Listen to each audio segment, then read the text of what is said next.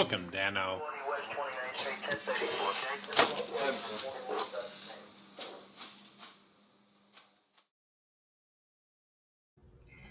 Hi guys, I got a packed show coming up on Friday, but I wanted to set a really good foundation first, and I think I can handle that on my own without the panel. If you don't know me, I am Molly Sleuth, aka Molly Brenner. I guess maybe it goes the other way. But I was an LAPD officer for over a decade. I was undercover a year, I worked gangs, and then I made detective. And I cut my teeth on little cases. My neighbor cut my rose bushes. Someone broke into my car, but I left there working major assault crimes. So I have written a lot of search warrants for data dumps, for DNA. And so I want to talk a little bit about the tech side of it too. But I also taught interview and interrogation tactics, lie detection and body language, rapport building, and just basic communication. And so I see a lot of incongruent conversation that we need to talk about today. I got a couple of emails about it to go over the Tyler Robinson, Lance Twiggs emails and give a little backstory and read between the lines a little bit, because there's a lot going on here and then a lot of nothing going on here. And so we'll see. And then Friday, it's going to be all about the preliminary hearing and where do we go? Why is it like this? And the evidence. So I don't want to get too much into the tech tonight, but what I want to talk about is just specifically these text messages, because it's a little crazy. And as a detective, I was assigned many cases. I had a very high case clearance rate, and I went the extra mile for all of my victims. So I see a lot of sloppiness that really concerns me, because what's going to happen later in trial? Because a lot of these things are going to potentially get kicked out. And wherever you fall, we're going to be talking all the theories on Friday. I would love to hear yours. And so wherever you fall in it, we are all aware that O.J. Simpson got off with technicalities. You take away the glove, you take away the blood droplet on the door, and all of a sudden, he's acquitted. Does that mean he was innocent? And that's what I'm worried about with this case. And looking at these text messages, if he did do it, there's a lot of legwork that needs to be done that was just absolutely not. And so I want to talk about that. I hate sloppy work. And so we're just going to talk about the text messages tonight, though. Getting into the tech part of it, let me show you. I do have a couple of screenshots, but I think this is more of just like a conversation. So I really just wanted to talk to you. You know my Amish tech skills anyway. But basically, during the preliminary hearing, we saw a lot of essentially this, which is the quote unquote text messages. We will refer to them as the text messages. Although I can tell you, as a detective, I cannot corroborate that that is an actual text message until I do some more mining to take a picture of somebody's phone that looks like it appears to be text messages. That is what my report would have indicated. It appears to be a text message conversation with a contact that he calls Tyler with a heart emoji. We'll get into the emojis. This is another screenshot just to show you that basically what was shown in this preliminary hearing is photographs of a phone screen, oddly with a very distinctive piece of damage to the top left where one would ordinarily see the timestamp.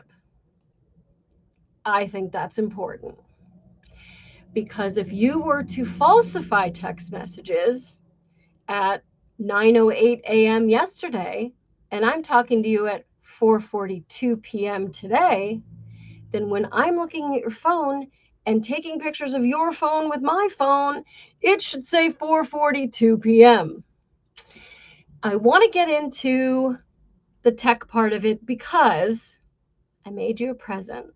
Look, you know that I have a disgusting, tawdry love affair with Tom Cruise. Is he crazy? I don't care. I'm in love with him. He's in love with me. Don't yuck my yum. But I wanted to show you that a couple nights ago, I literally spent 30 seconds to make this, by the way. Tom texted me, obviously. And so Tom, I mean, you know it's Tom, first of all, because it says Tom right at the top. So Tom is texting me, and, what does Tom want now? Tom says Molly. Look, he even spelled my name right. Isn't that evidence that we are in a relationship? Molly, I've never felt this connection with anyone like I do with you. You're incredible in every way. I mean, if that isn't the truth. I can't imagine my life without you. Will you marry me? Oh, look at the little emoji. And look, there's Tom. Sure, it's Tom holding a ring for me. Now, look, this literally took me a single prompt to make on the interwebs. I know how you all feel about AI. I don't care. It entertains me to no end. Now, the thing that was shocking to me about this wasn't that I turned him down, but that I gave AI no prompt for the last line of mine that says, I'm turning him down because I like my weird life with my rabbit and monster movies. Mission rejected. I did not tell them I had a rabbit and monster movies. So Big Brother is always watching. But I show you that text message to say that if you change your contact name for your mom to Elvis, and then Elvis asks you, sweetie, do you want to come to dinner on Saturday? You are not having a conversation with Elvis, but it could look like you are. And what I really don't understand with this preliminary hearing, now understand this is a very low level. It's basically a probable cause hearing. Hey, we arrested this guy for these, I think, 7 charges. And we want to substantiate that these 7 crimes occurred and that there's reason to believe that this is the suspect that did these. And then they go, yeah, or we're going to change this to this, or we're going to reject that charge until you get us a search warrant for DNA, or. There's many ways that it can go. But essentially, it's a probable cause hearing or a preliminary hearing or a preliminary trial, but it really isn't. So there's a lower bar when it comes to evidence, which doesn't mean that you just give up. Look, it doesn't matter which side I work for. I am always a fair and objective fact gatherer. This shit is sloppy. And I want to get into that because you're taking a picture of a phone screen. You cannot verify that that conversation actually occurred. Now, we learned through this preliminary hearing that they did a Cellbrite dump, we call it a dump, of Tyler Robinson's phone. So if you have the actual data with the actual timestamps that has been verified, then I don't understand why you're taking pictures of a screenshot and a crushed phone. That seems like not so good. It's like, do you really want the drunk guy that was across the street and said he thinks he saw the guy run that away? Or do you want the video camera? And so I'm a little bit disappointed that we're all calling these the text message. They are alleged text messages, as well as there are other ways that they could have faked these. There are SIM card clones, and we're going to get into auto send. I do want to get into auto send. And maybe I'll get into it now because we're just talking tech. As we go through these text messages, I don't know if you're a human being on this planet. But if you are, you've probably sent text messages. And as you go through your text messages, you'll see typically, now I'm one of those Android people that makes your phone turn a weird color. And I guess these are iPhone people. So maybe you can tell me in the comments what you think. But from what I understand, being a human being on this planet and being involved in a lot of conversations on social media and text message and WhatsApp and this and that, typically as you're speaking, you will get a timestamp for like the first one. And if you guys are rapid fire messaging each other, there's not going to be another timestamp. But then if you take like 15 minutes, 2 hours, 3 days to reply, you'll get another timestamp as if it's sort of like a new conversation. I am here to tell you, although I'm going to be reading it and I can do this till the cows come home with the pages, but it's real crappy. So I don't see any reason to show you every single one. I painstakingly typed it out, with all the typos and everything. If you want a copy of it, I'd be glad to email it to you. Just send me an email at mollysleuth@gmail.com and I will send you my copy of it. But there are no timestamps. There are no timestamps. That's a little bit odd. So, okay, no timestamps, fine. There's also no emojis. 22-year-old boys, no emojis? Not one? I mean, we obviously use emojis because if this is to be believed, then Lance Twiggs saved Tyler Robinson in his phone as Tyler with a heart emoji. He used an emoji in the contact. Think about how many emojis you send all the time. Is their name also with an emoji? That's an extra level of emoji. Also, people really do get used to emojis. So it seems really artificial. Not a single emoji, not one. Think about this. This conversation that I'm about to read is between two lovers or roommates that live in separate rooms in the same place, but they are romantic. And one of them just killed someone for you. That's a lot of emotion, of fear of getting caught or what's going to happen to him. Am I ever going to see him again?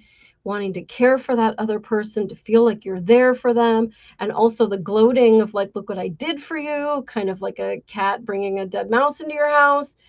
There's a roller coaster of potential emotion in this conversation. And there isn't one fucking emoji. Seems weird. We'll get into it. Okay. So that's basically the tech stuff. We're going to get into more of the case stuff on Friday. I've got a great panel, including an officer. You know how I get flaked on sometimes, with 17 years on the job. So I'm very excited to speak to her and what she has to say. Now, I do also want to talk about the auto send. And that would be a good place with the timestamps, because with auto send, and I'm not sure, so put it in the comments or email me, mollysleuth@gmail.com. If you don't want the crazy Karens that are going to tell you you're a Candace cultist, which I've been called this week, like, bro, what are you even talking about? I can't read a text message? You can't read a text message? Okay. Sure, Jan. But if there's no timestamps, to me, that indicates sort of a rapid fire conversation continuing with no breaks. Is it possible with auto send that I could, I'm just going to make this real easy. This is me, and this is definitely not me. Definitely not me sends me a message at 12 o'clock. Where do you want to go for lunch? Me replies, duh, Taco Bell. This one, Taco Bell? Yes, Taco Bell. Do you want me to pick you up? No, I'll meet you there. Okay, bye. Is it possible to make that conversation occur via auto send?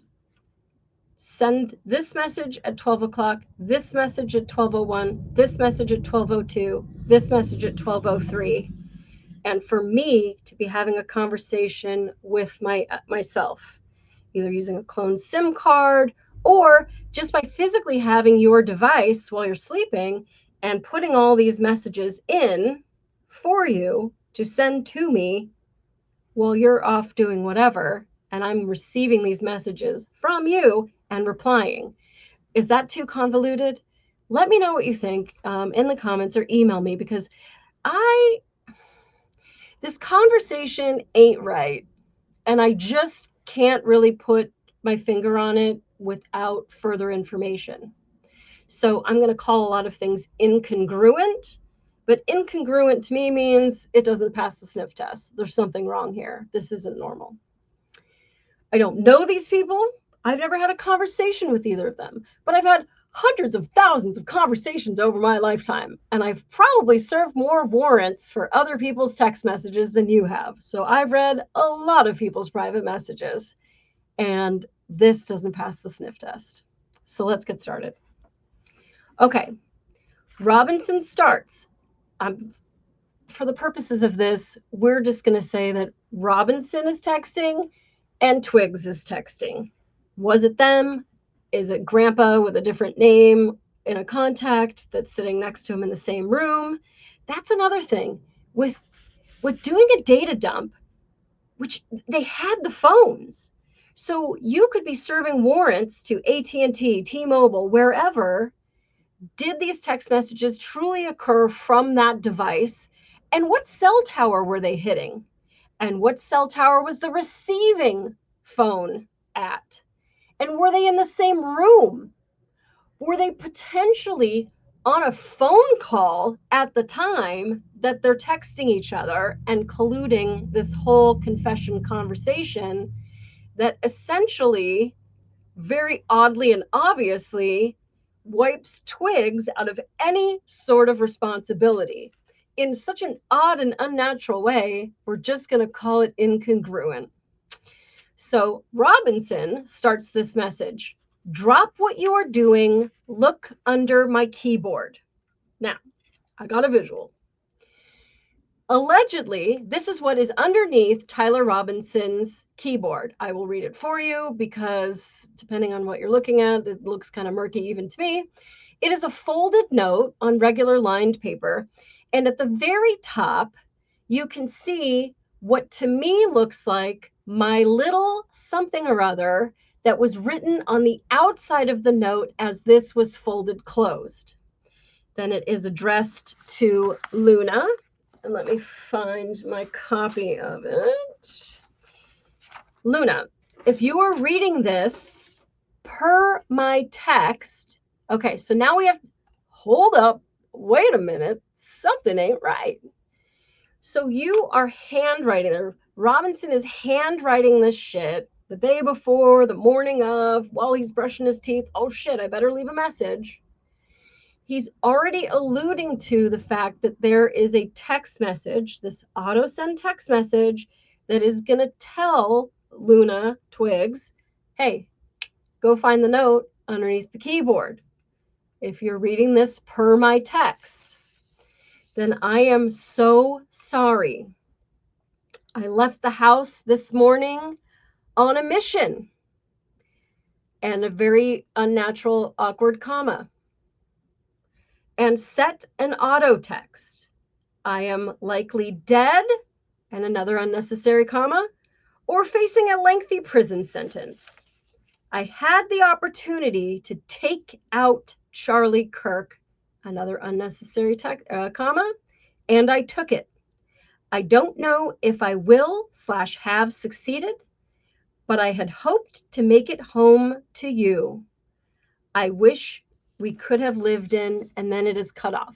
Now, this was a note that was accidentally provided via a screen during the preliminary hearing. This note was put up on one of the computers, and this is how we got this kind of murky copy of it.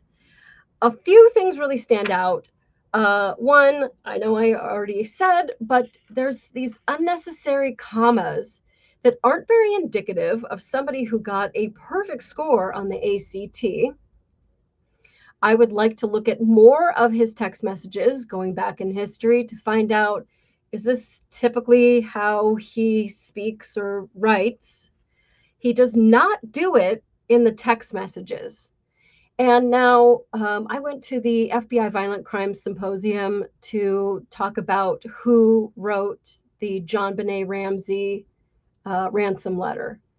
Fascinating. I might do a whole show on it, but at any rate, they identified the person who wrote the note based off certain characteristics of their writing that were indicative. You can fake your handwriting, write with another hand, try to use weird words or another language or whatever, but there are certain things that women do that men don't do, that people who are college educated do that others don't do, et cetera, et cetera. So these commas, although they don't maybe stand out very much, it's weird. There's 3 of them, and they're not in the text messages. Is it possible as he's handwriting, he does more commas than when he texts? Well, he does do commas when he texts. He just doesn't do these commas. So I just want to point that out for anybody keeping score at home. I also thought it was very interesting that he's talking about it's when you use past tense, present tense, future tense, like this is all over the map. I had the opportunity and I took it. Past tense. But theoretically, he's writing this note as he's walking out the door with a granola bar in his pocket to like go do shit, right? But he's writing it as if it's in past tense. A little bit weird. But I don't know if I will/have succeeded. Future tense. I don't know if I'm going to be able to do it. But I had hoped to make it home to you. Again, past tense. It's kind of weird. We're going to get into Lance Twiggs' recorded statement because he makes some very odd statements as well when they release that during the preliminary hearing. We'll talk about that Friday. So at any rate, allegedly Twiggs gets this message and sees that his boyfriend just murdered somebody. Doesn't say why. Have they talked about Charlie Kirk a lot? Well, if you see the preliminary hearing, no, I don't think he actually ever brought him up. We'll talk about how he denied it, because that's the whole thing. So Twiggs gets on and texts back. That seems a little bit weird to me, because it's just not human nature. This is your boyfriend, somebody you give a shit about. Like, my message would be, why aren't you picking up the phone? Where are you? What happened? What's going on? Pick up the phone. Are you there? Where are you? Are you okay? What's going on? Pick up the phone. Why aren't you picking up the phone? But Twiggs writes, what? You're joking, right? Now, he doesn't ask him how Charlie Kirk was murdered. That seems kind of weird. Did you go up and strangle him? Did you put a little poison in his water bottle? Like, he doesn't know. And yet he's not curious. But supposedly he knew nothing about it. You know, he was like engraving some bullets, and they never talked about why. You know, we're just guys here playing a little Fortnite, hanging out. I'm engraving some bullets. Oh, what are you doing that for? Never asked? Never? So Robinson messages, fuck, I tried to delete that. And they're alluding to that the auto send, that he did not want to send the auto send at that point. I don't ever use auto send. You tell me, can you stop an auto send? I don't know. So he messages Twiggs and says, I am still okay, my love, but I'm stuck in Orem for a little while longer yet. Did he tell him he was going to Orem? Because according to Twiggs, he didn't. We'll get into the testimony Friday. Now, at this point, I am still okay, my love. The word still does make me a little bit perk. I am still okay, because allegedly this is like the first he's messaged him. Like, I'm still okay. When did you say you were okay? You didn't. There was just the auto send of drop what you're doing and look under my keyboard. I'm still okay means to me there could be some text messages that have been deleted. Could they have been, holy shit, we need an alibi, I don't want anything to do with, oh, sweetie, I wouldn't want anyone to know that you helped me plan it. Okay, well then let's have a conversation. Sure, and the only way we're going to know that is if you start doing data dumps and you start doing search warrants for records, but they don't. They show some crappy photo of a screenshot that is allegedly a text message. And this makes me upset. I am still okay, my love, but I'm stuck in Orem for a little while longer yet. But he didn't know that you were going to Orem. So why would you say that? Shouldn't be long until I can come home. I just want you to hear how long this is to type all this shit out. And Twiggs is saying, fuck all. Twiggs isn't calling. Call me. What's going on? Oh my God, I can't believe it. Here's a fucking emoji. Nothing. So Robinson says, shouldn't be long until I can come home, but I gotta grab my rifle still. To be honest, I hope to keep this secret until I died of old age. How were you going to keep it secret until you died of old age if before you've even left the house to commit this grievous crime, you've already left a note and an auto send? You hope to keep it secret until you died of old age, except I spilled the beans 2 ways from Sunday before I even left the house. I'm sorry to involve you. And after that diatribe, Twiggs does come back with, you weren't the one who did it, right? That seems very odd. Except, and look, I was undercover for a year. I've had some weird conversations with people to try to buy a stolen bike or to trap somebody into soliciting me for prostitution. I got stories. So a lot of this seems, people are calling it Fed slop, but what I can say is you are establishing that he committed a crime. You committed this felonious crime, didn't you? It seems a little unnatural. We'll let it go. You weren't the one who did it, right? Robinson says, I am. I'm sorry. I'm sorry, like he liked Charlie Kirk. They had never talked about it. Like, this doesn't make any sense to me. But Twiggs says, I thought they caught the person. Now, this is when I lost my mind.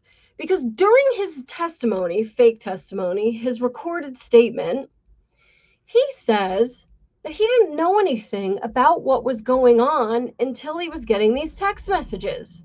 He didn't know. And so, how do you know they caught the person? Caught what person? That did what? So, I don't understand why he's saying, I thought they caught the person. And then, incongruently, he says, I didn't know shit. I didn't know anything. I was sleeping until 1 p.m.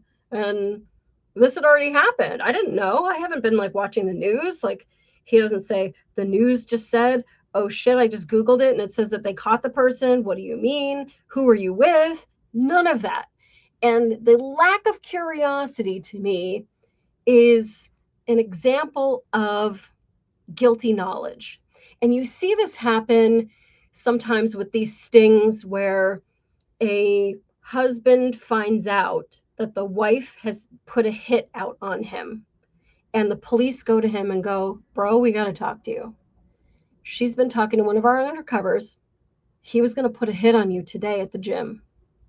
And we want to take a picture of you that makes you look like you're dead and go collect the money from her so we can prosecute her, because I can tell you there are things that you did and things that get prosecuted, and it's a very frustrating system.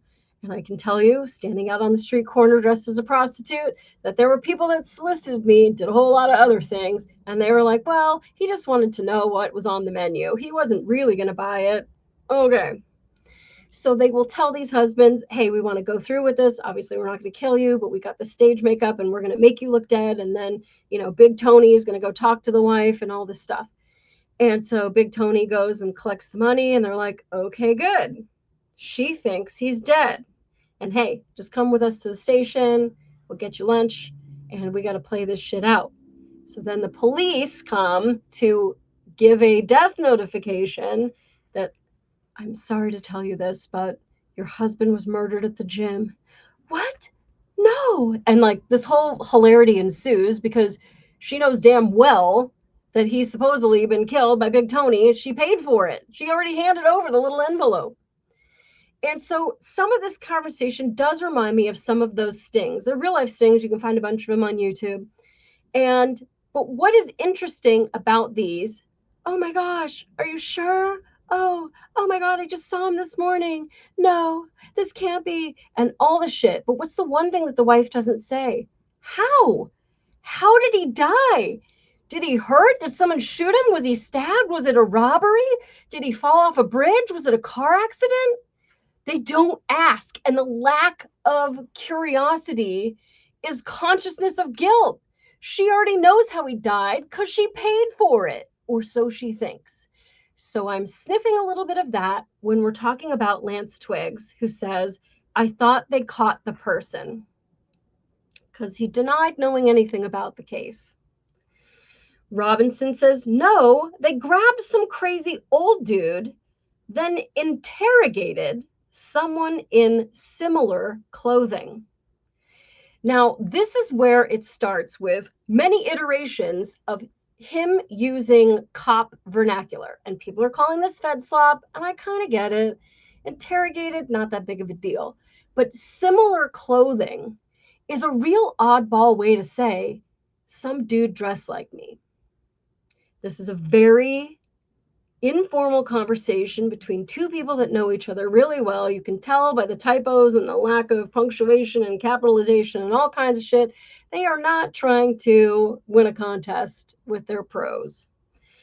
So to then say someone in similar clothing harkens back to the time when I used to make crime alerts for this crime. And then as a patrol officer, I would see those crime alerts and go, oh shit, I was, in a marked black and white police vehicle with my partner, Officer Agard, where I spotted a male Hispanic in similar clothing to crime alert number, DR number, blah, blah, blah. We conducted a pedestrian stop. I asked the suspect, blah, blah, blah.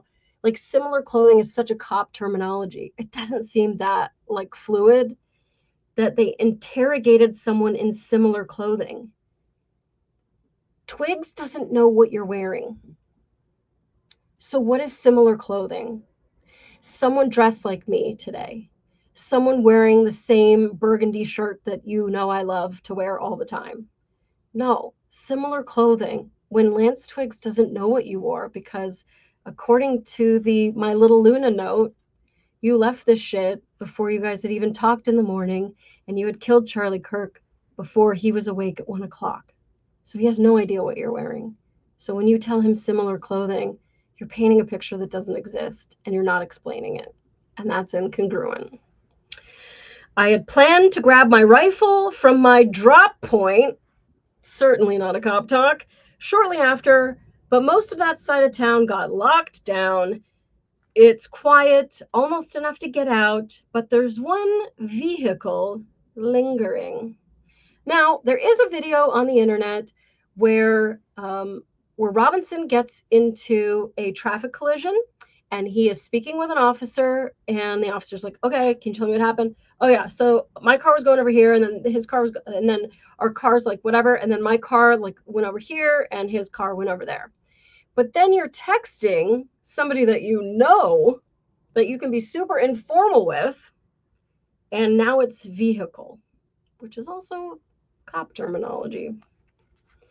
Now, Lance just messages back and says, why? Not, where are you? Are you in your car? Are you hiding in a bush? Are you on a rooftop? Are you in a sewer grate? I'm coming to get you. Where the fuck are you? You're freaking me out. Pick up the phone. I'm terrified. I'm so worried about you. Call me. Pick up the fucking phone. No, just why? Could you please explain your motivation for this felonious crime in 60 characters or less? Like, it just doesn't make sense. Anyway, Robinson says, why did I do it? Just a little clarification. You need the motivation for the felonious crime that I'm admitting that I committed? Twiggs says, yeah. Robinson, I had enough of his hatred. Some hate can't be negotiated out. Okay, so you gave a motive. That's a real odd one, especially since Twiggs says during his preliminary that it's pre-recorded, but he says, we never talked about Charlie Kirk that I'm aware of. He says it in a weird way. I wrote it down someplace. We'll talk about it on Friday. But it doesn't make sense. He uses like 2 qualifiers, which is an indicator that somebody is not telling the truth. I've had enough of his hatred. Some hate can't be negotiated out. Like, no more. Remember that time that we were watching that show and I just said, I hate him. And, and we were talking about it and I thought about it and I had this chance and I didn't want to tell you, but like, there's just more than this truncated, I've had enough of this hatred. It just doesn't seem real. I mean, I could be over a whole lot of people in my life that clearly doesn't rise to the level of risking the rest of the freedom of my life over. And I don't know that I would ever word anything like this. It's very removed. It doesn't actually say hate. It says like sort of laissez-faire to me. And then to that, he gives the motivation. I've had enough of this hatred. Some hate can't be negotiated out. Twiggs says, nothing, nothing, no reply. So then Robinson comes back with a very long text message to which Twiggs does not interject. Robinson says, if I'm able to grab my rifle unseen, understand, Twiggs doesn't even know you shot him. He doesn't know where you shot him. Did it take more than one shot? Were you in a bush? Were you on a roof? Were you in outer space? Did you get that drone we talked about a couple months ago for Christmas? Nothing. If I'm able to grab my rifle unseen, I will have left no evidence, except there was, allegedly. There's a screwdriver. We'll talk about it Friday because it's trash. Going to attempt to retrieve it again. And again, with the cop talk, attempt to retrieve. Like, I've written that in the reports. I'm going to try to get it. I'm going to attempt to retrieve it again. Hopefully they have moved on. Now, Robinson hasn't told him shit that he is currently, possibly, in his car on a stakeout, watching cops watch the rifle, potentially. Do they know it's there? We don't know. Twiggs doesn't allegedly know any of this yet, but he's not that curious. Because, like, I don't know, just, like, I'm playing Fortnite, dude. What do you want? It's not very indicative of a loving, caring relationship, is all I'm saying. I haven't seen anything about them finding it. Now that's interesting. I haven't seen anything about them finding it indicates that Robinson is using some kind of search feature on his phone. Is he on X? Is he going to Google, Brave, whatever? Is he searching for Charlie Kirk shooter, gun found, whatever kind of keywords? You know how you'd find out? A search warrant. And that would corroborate that this conversation really occurred with Robinson's phone. Because then at 5:52 p.m. or whenever, he searched this. And then he searched furry fucktards. And then he searched banana bread recipes or whatever. You would see all of that in a data dump, which they got, allegedly, through Celebrate. It's there. Why wouldn't you bring it up? Because what's so weird is when they're talking to the investigator about this preliminary hearing, the investigator IDs this conversation as being between Lance and Tyler Robinson two ways. The first way, he says, Twiggs identified these screenshots as a conversation that he had with Robinson. Well, then you have to believe Twiggs. We're going to go into a few of his lies that he has told, but you would have to believe Twiggs with your whole case that this conversation really did occur. When you've already done the work for the data dump and you've already had access to his physical phone, where you could see, are these messages truly in a text message, SMS app? And when I go to Tyler Hart, whose phone number pops up? Is it a phone number that's consistent with Tyler Robinson? Or is this phone number to his friend, his mom, somebody from Discord, whoever? It's possible it's not even his phone number, that this is texting and doing all of this. And then the investigator also says, they say, well, how do you know which one is Robinson and how do you know which one is Twiggs? And he says, that's how iPhones work. Like, you have forensically the ability to identify this conversation or exclude it, which is just as important. Because if this kid didn't do it, he's potentially facing the death penalty over sloppy detective work, which is completely unsatisfactory. And it pisses me off because a lot of chaos is going on with this case. There's a lot of wild theories about trapdoors and whatever and exploding mics and this and that. And it's like, you already did the data dump. Could you just verify that these text messages occurred so that we could believe them and move on? Fine. So Robinson messages all of that, and Twiggs just replies, all right. And then nothing from Robinson. So then Twiggs replies again, stay safe. What? He just murdered someone. He admitted that he's on some kind of stakeout. Like, they could find him at any minute and shoot him, like, live on TV. All right, stay safe. What? No phone calls? I want to know with this data dump, is one of them trying to call the other one? Because they never allude to any kind of like, hey, you're not picking up the phone. Can I just call you? Ever in this conversation. So then Twiggs says, how long have you been planning this? How long have you been premeditating this felonious crime that is now being investigated? Like, are we really getting into, was this crime premeditated? Because that's a real Fed slop like question. And I would never ask that question. My pager's going off. I am still a first responder, although I'm not responding to that.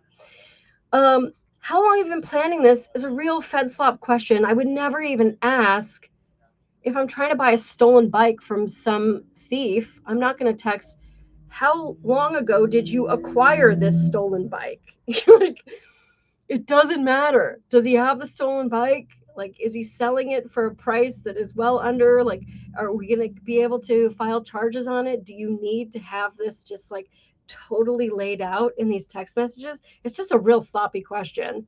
And if somebody wrote this other than him, then I would just say, you need to spend more time on this planet being a human being involved in normal human conversations before they entrust you with something that's important, because this is trash. So then Robinson says, a bit over a week, I believe. If you ask me how long I've been currently carrying the purse that I have all my stuff in, I might say something like, a bit over a week, I believe, but probably not. A week isn't very long. And so to not know how long you've been planning to kill another human being that you don't even know, be like, remember that night we were playing Fortnite and you got all sad and that Charlie Kirk, commercial came on? Like, I knew right then. I don't know how long ago was that. Like, it was last weekend, remember? Because we had the day off. Like, a bit over a week, I believe. It just is trash. I can get close to it. Again, he's talking about the rifle, but there's a squad car parked right by it. I think they already swept that spot. It's just with the cop jargon, it's stupid. Now, I will say that as a kid, my brother wanted to be a cop so badly. It's weird that I became one, but my brother used to walk around the house, 10/27, 22/17, I got a 411 in progress. I don't know what that means, but that is verbatim what I heard my brother say 4 billion times. 10/27, 22/17, I got a 411 in progress. He loved the cop talk. He loved to say vehicle. My mom would be like, it's a car. And he would always say vehicle. So it doesn't seem to me like this guy has a cop fetish, like my brother kind of did, but whatever. But I don't want to chance it while they're parked there. If they had found it, I imagine there'd be more commotion. Again, I'm so sorry for roping you into all this. You shouldn't have to worry about this, considering you had absolutely nothing to do with the planning and execution of this felonious crime now being investigated. Like, it just sounds like trash. I'm so sorry you had to deal with this. You know what, dude? If you didn't write the note and send the auto message and then just go over and go, I don't know what that note was. I had a weird dream. I wrote a fucking note. I'm sorry. I'll see you later. You still didn't have to tell him. You're the one, like, with the verbal diarrhea telling him, like, if this is how I did it, then this is how I did it. I'm sorry for roping you into all this. You're the one who roped him into all this. So just stop. Tell him it was all a joke. It's like Ewing in the shower at the end of Dallas or whatever the hell. Then Twiggs says, does anyone else know? And that one is sort of interesting to me because it's like, just call him. Does anyone else know? Like, I killed people. Because Robinson says, not to my knowledge. You don't know if you confessed to anyone else? You're not sure if you confessed to anyone else? Not to my knowledge. Does anyone else know? Not to my knowledge. Like, what are we even talking about? This is just like, Robinson says, it's going to be real fucking annoying if I can't get this thing till like 3, then have to drive back and still go into work. I liked this one. Whoever wrote this line in the squad room, I liked this line. It's going to be real fucking annoying if I can't get this thing till like 3, then have to drive back and still go to work. This is the kind of megalomaniac that would kill somebody and be more pissed off that I might be tired at work tomorrow. Dude, I'm going to have to get a double shot at Starbucks after this shit. It's fucking bullshit. They need to just like leave so I can get this gun. Like, oh, so inconvenient. Like, that is the kind of like crazed sort of personality disorder that you would find killing a complete stranger over fuck all. So whoever wrote that, I like you. You did well. You could be undercover with me. Twiggs writes back, you sure they aren't waiting to see if anyone comes to collect the gun? Collect is a little bit of a cop word. Find the gun, see the gun. How about, where the fuck is the gun? Is it in a bush? Did you put it in a trash can? Is it under a car? Why aren't you asking where the gun is? Why aren't you asking where he is? Are you safe? Where are you? Do you need me to come and get you? Could I go get it? None of those questions get asked. And again, the lack of curiosity is incongruent. Robinson, I've gotten close enough that they would have jumped me if they were waiting, and they would have probably been more concerned with pulling prints off of it. When I checked the area about 3 hours ago, there was an officer with a canine walking nearby the area, hoping that pooch has a bad sniffer. When I saw the word pooch, I got excited, because if I have a data dump of every text this dude has ever fucking sent, I am doing a search for that keyword pooch. Do you use the word pooch? I want to know if you've ever used that word pooch. Shit, go into your email messages right now and tell me, how many times have you ever used the fucking word pooch? Maybe he uses pooch a lot. It's a weird word. And it's not really a 22-year-old word. It's sort of a older term. But okay, we're going to get into that older terminology in a minute. So also, if he's walking nearby the canine, I have a canine with the fire department I work at now. I've worked with plenty of canines that were in charge of all kinds of stuff, from bomb dogs, gun dogs, whatever, scent trackers for suspects. And what I could tell you is they smell a whole lot better than you.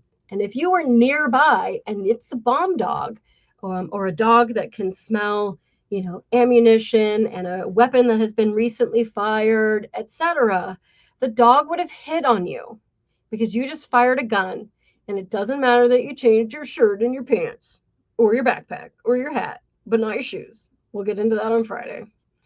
And also, if the gun is in the bushes, then why didn't the dogs hit on it? How come they had to keep walking them over? It's one of the things that haunts me so much about the JonBenet Ramsey case, that the detectives were like, well, she's not here.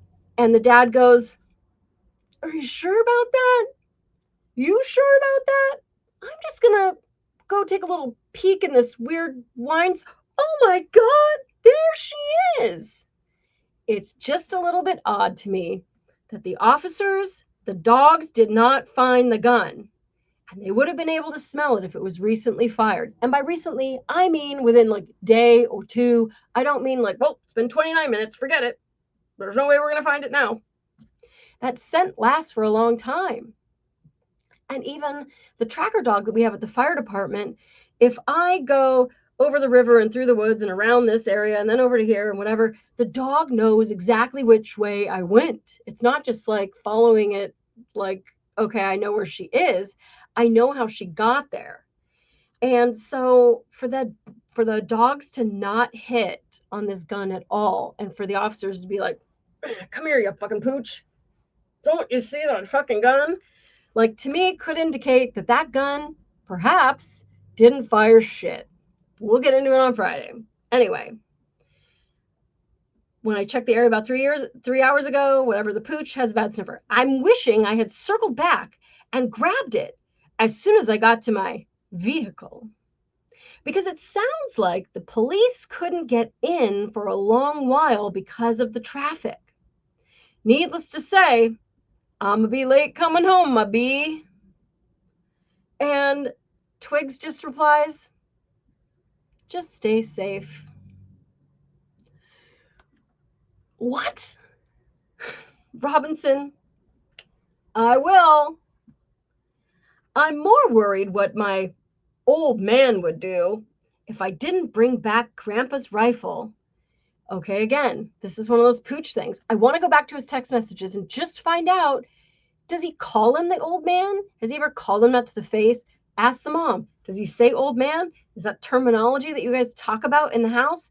Because you use something like grandpa for his dad or the mom's dad, grandpa, but old man is sort of that like 1950s sort of jargon that just doesn't seem congruent with a 22-year-old kid that lives on video games and thinks it's perfectly reasonable to go shoot a stranger for no fucking reason. Old man, huh? All right. So then there's no reply from Twiggs. So then he comes back again and says, he's far scarier than any Fed. NGL. NGL, not gonna lie, that's what we're assuming it means.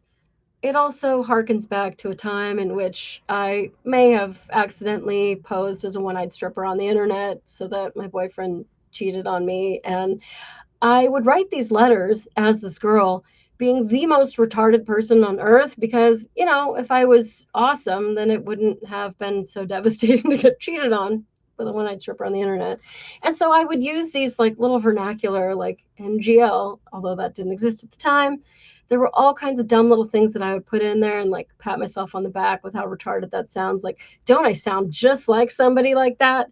And NGL to me was kind of one of those, like a cop patting himself on the back, like, I know what the kids talk about. Anyway, Twiggs still doesn't reply because, you know, he's like busy, like playing Fortnite or like making a quesadilla, you know, that kind of shit. And so Robinson then says, well, guess I'm just sitting in my car watching reels for another hour, hoping this guy fucks off. So you've said that you're in your car. And now you've said you have nothing to do. And you're waiting to get a gun so that you don't go to prison for the rest of your life. And you have time to kill. You're just going to sit in your car and wait for another hour, scrolling reels. And then Twiggs says, are you okay still? This is when I assume there must have been a break in the conversation, but there is no timestamp that indicates that there was a break in the conversation. So I'm going to sit in my car for another hour, hoping this guy fucks off. It seems like some time passed before Twiggs came in and said, are you okay still? And here's where I really believe that, because then Robinson replies, yeah, checking the spot again now. We'll update soon. Whereas he just said he was going to wait an hour before he checked. Now he says he's checking the spot again now. So if an hour passed, why is there no timestamp? Why does this look like a rapid fire conversation? Now, Twiggs doesn't give a shit that he's out of the car, going to check again. Like, I haven't heard from you for 30 seconds. Can you please just call me? Just put it in your pocket. I'll be real quiet. I just want to make sure that you're okay. No, he doesn't say shit. So Robinson comes back and says, the squad car was moved further away, enough that I should be able to move in. I backed off because I thought I heard footsteps, maybe a foot patrol, but the crickets here are so fucking loud. Footsteps in a college town could be a lady walking her dog, some dude walking to a party. I don't know why you would picture a foot patrol, but that just seems a little bit odd and awkward to me. Gonna see, but Twiggs says fucking nothing. Not good. I can't wait until you get back. I'm totally scared. Please. I don't even want to call you because I don't want the sound of your phone ringing. Could you just please call me? I'm so scared. Nothing. Twiggs has nothing. So Robinson says, gonna see of the road closer to the campus is open. There's a lot of typos. I'm reading it as I see it. So I can drive past and check shit out. Probably still closed off though. And Twiggs was like, are you still texting me? Because, like, dude, I'm busy. And so Robinson then says, getting worried. Hard to know for sure, but I'm not finding my rifle. Could be in the wrong spot. Like, okay, well, you've just like upped the ante. Like, where you thought the rifle is, it's no longer there. That would mean like, get the fuck out of there. Just come home. Who gives a shit? Come on. We'll come back in 3 days. If they found it, they found it. If they haven't found it by now, they're not going to go through every bush or wherever you put it. Come home. Pick up the phone. No. Twiggs says, why did you leave it behind? And Robinson doesn't answer. So he says, also, does it have a serial number? Oh, now you're concerned? So Robinson says, IDEK, probably I don't know. I don't even know. Is that what it is? Is that what the kids are saying these days? I don't know if it had a serial number, but it wouldn't trace to me. I worry about prints. I had to leave it in a bush. This is the first, you are volunteering information your boyfriend doesn't give a shit about. So I just have to say to you, sir, this person doesn't care about you. They're not curious about your predicament. This is the conversation where it's mostly him with a couple of like, stay safe, where it's like an okie doke conversation. I've had plenty of these where you meet somebody on a dating app and you're like, I'm good, thanks. So he says, I had to leave it in a bush where I changed outfits. Again, he didn't ask you what you were wearing in the similar outfit. Didn't have the ability or time to bring it with. I might have to abandon it. Abandon it, that's a kind of a weird flowery word instead of just leave it. Fuck it, I'm out of here. I might have to abandon it and hope they don't find my prints. How the fuck will I explain losing it to my old man? Again with the old man. I want to know. It sounds like he uses that word a lot. I want to know. Then Twiggs says, was your change of clothes there, or was that also gone? Or did you bring those with you originally? Anyway, you could replace the gun, or would he notice? Like, you're now curious about the wrong thing. You're curious about his costume and not the fact that he just smoked somebody off the face of the fucking earth. It just seems weird. Robinson replies, only thing I left was the rifle wrapped in a towel. I bet that canine sniffed it out. Little snitching bastard. Replace it unlikely.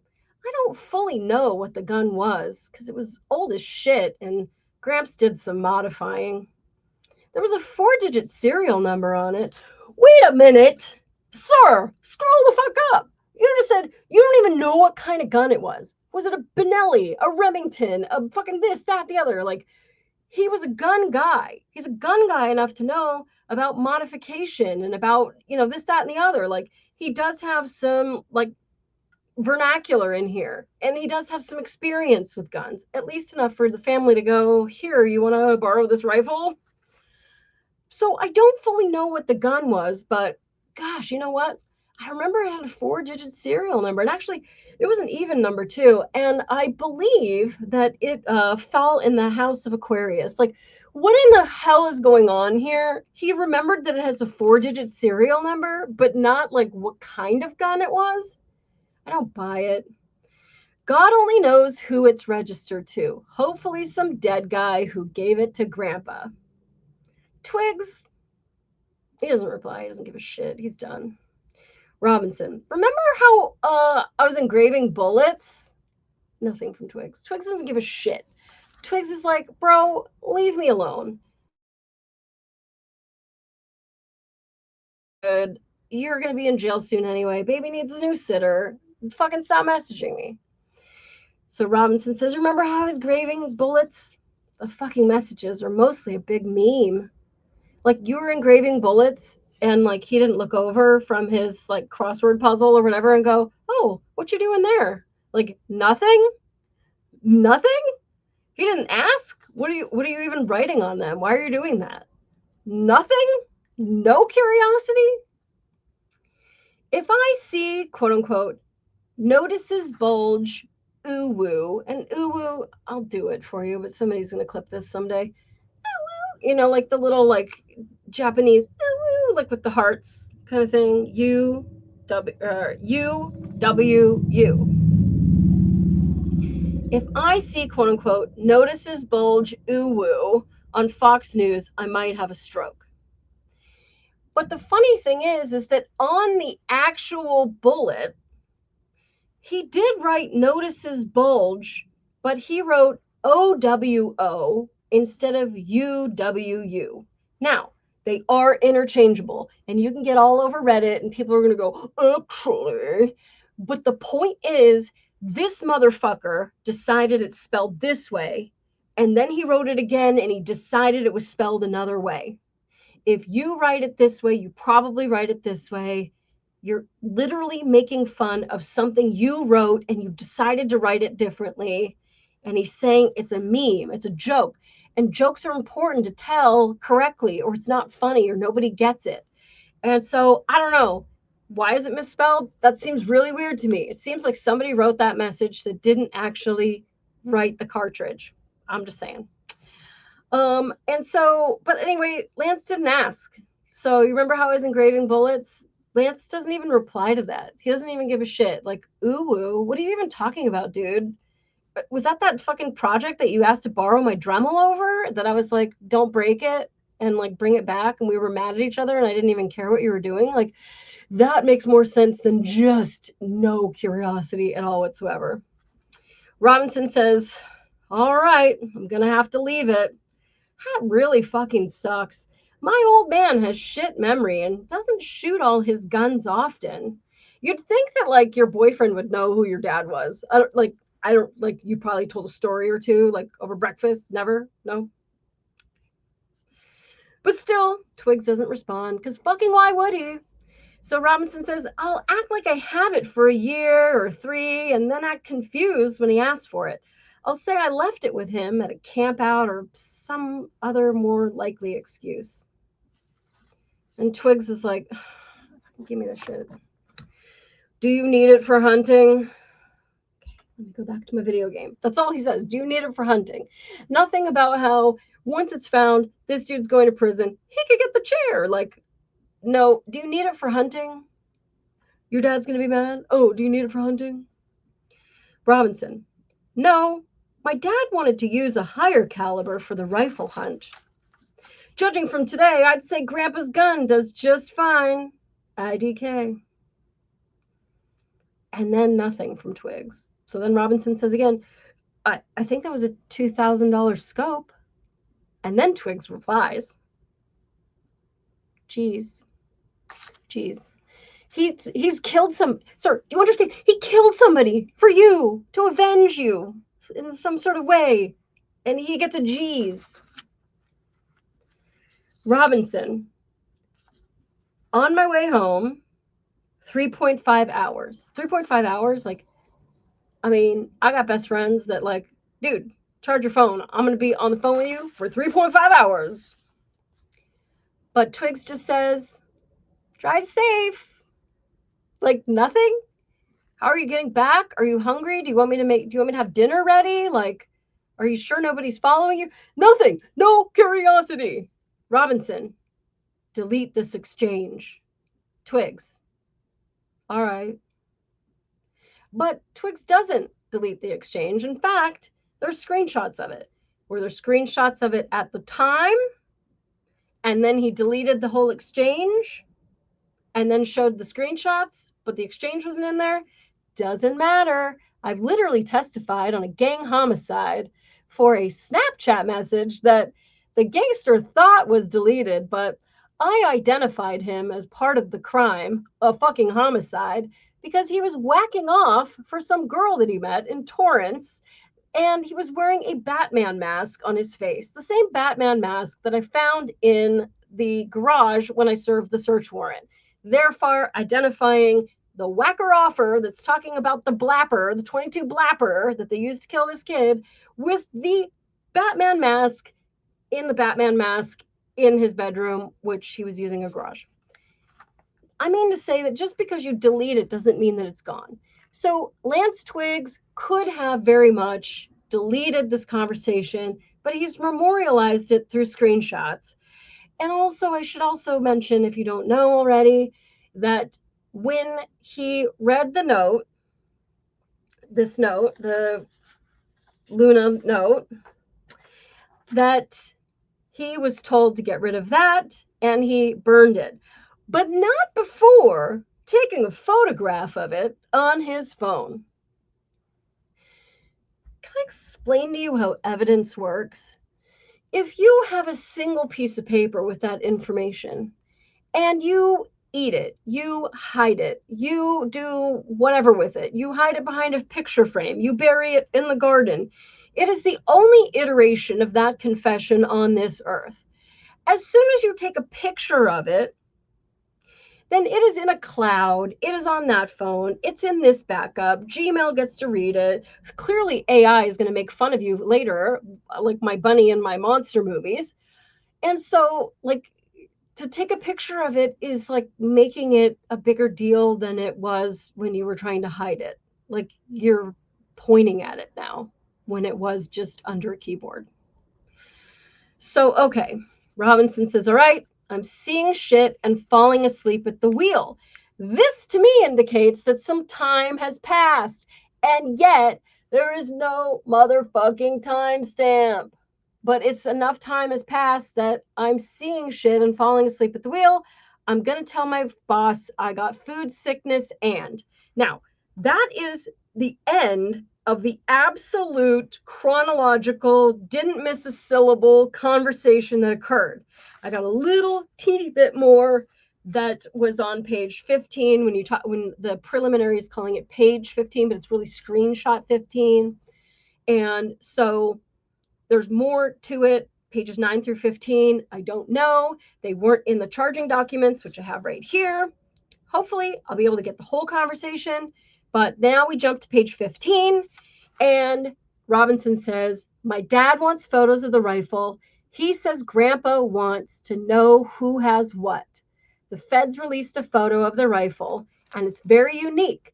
He's calling me right now, not answering. Now, that's a better one. I'll give a gold star to whoever wrote that one because it's a little more plausible.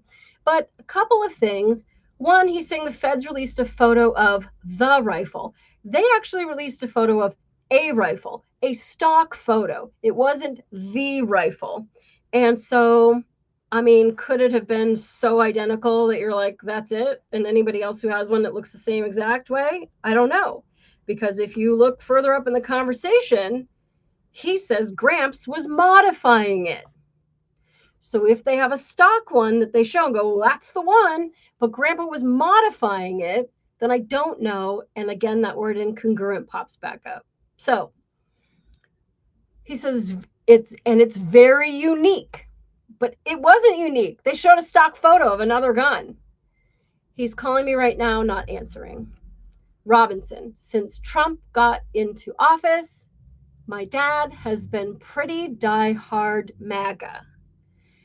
This is weird.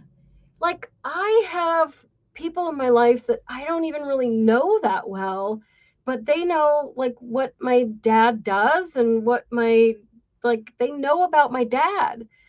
Your boyfriend doesn't know that your dad is die-hard MAGA?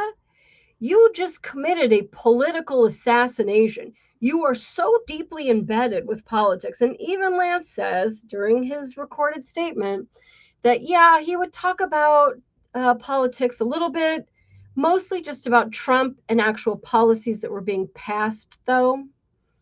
And so then there is an admission that there is some speaking of politics, but you never told Lance Twiggs, your boyfriend, the one that you would kill for, hey, just so you know, my dad's like diehard MAGA. Like, babe, I love you, and I would love for you to come Thanksgiving, but you know who my dad is, and I just don't need that shit. That old man and his pooch, like. So anyway, Lance didn't know until that very moment that Dad, the old man, and his pooch probably are diehard MAGA. Robinson also says, I'm going to turn myself in willingly.